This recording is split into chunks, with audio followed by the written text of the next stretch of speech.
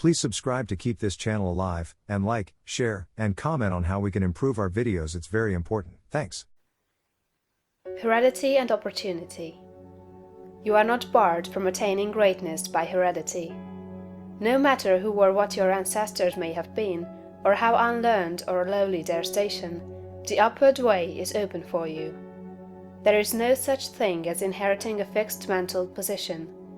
No matter how small the mental capital we receive from our parents, it may be increased. No man is born incapable of growth. Heredity counts for something. We are born with subconscious mental tendencies, as for instance, a tendency to melancholy or cowardice, or to ill temper. But all these subconscious tendencies may be overcome. When the real man awakens and comes forth, he can throw them off very easily. Nothing of this kind need keep you down. If you have inherited undesirable mental tendencies, you can eliminate them and put desirable tendencies in their places. An inherited mental trait is a habit of thought of your father or mother impressed upon your subconscious mind.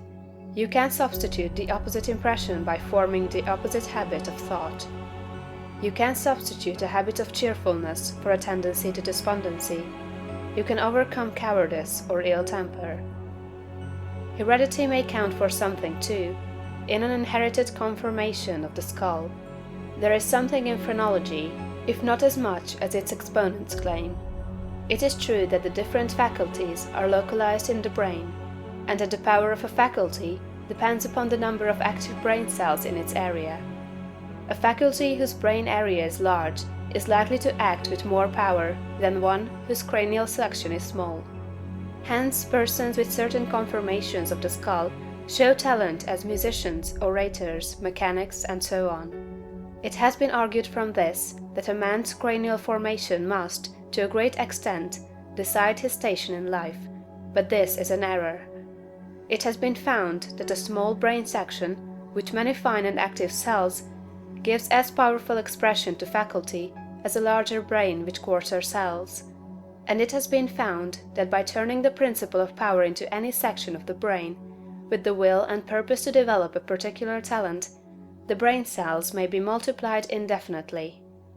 Any faculty, power, or talent you possess, no matter how small or rudimentary, may be increased.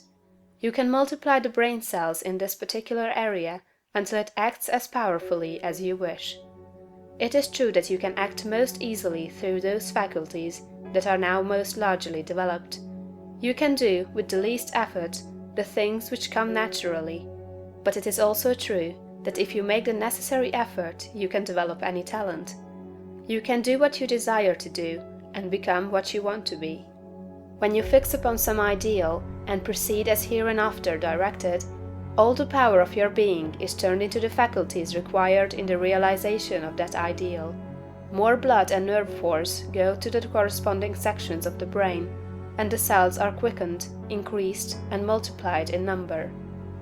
The proper use of the mind of man will build a brain capable of doing what the mind wants to do. The brain does not make the man makes the brain. Your place in life is not fixed by heredity, nor are you condemned to the lower levels by circumstances or lack of opportunity. The principle of power in man is sufficient for all the requirements of his soul. No possible combination of circumstances can keep him down, if he makes his personal attitude right and determines to rise. The power which formed man and purposed him for growth also controls the circumstances of society, industry, and government. And this power is never divided against itself. The power which is in you is in the things around you, and when you begin to move forward, the things will arrange themselves for your advantage, as described in later chapters of this book. Man was formed for growth, and all things external were designed to promote his growth. No sooner does a man awaken his soul and enter on the advancing way, than he finds that not only is God for him, but nature, society, and his fellow men are for him also, and all things work together for his good if he obeys the law. Poverty is no bar to greatness, for poverty can always be removed. Martin Luther, as a child, sang in the streets for bread. Linnaeus, the naturalist, had only $40 with which to educate himself. He mended his own shoes, and often had to beg meals from his friends. Hugh Miller, apprenticed to a stonemason, began to study geology in a quarry.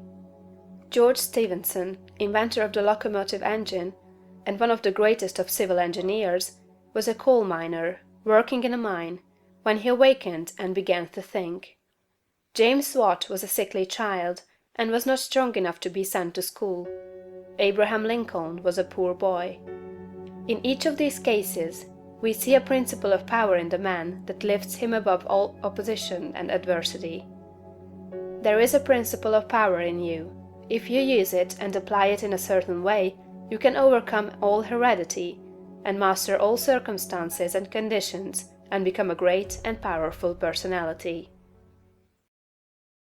Please subscribe to keep this channel alive, and like, share, and comment on how we can improve our videos. It's very important. Thanks.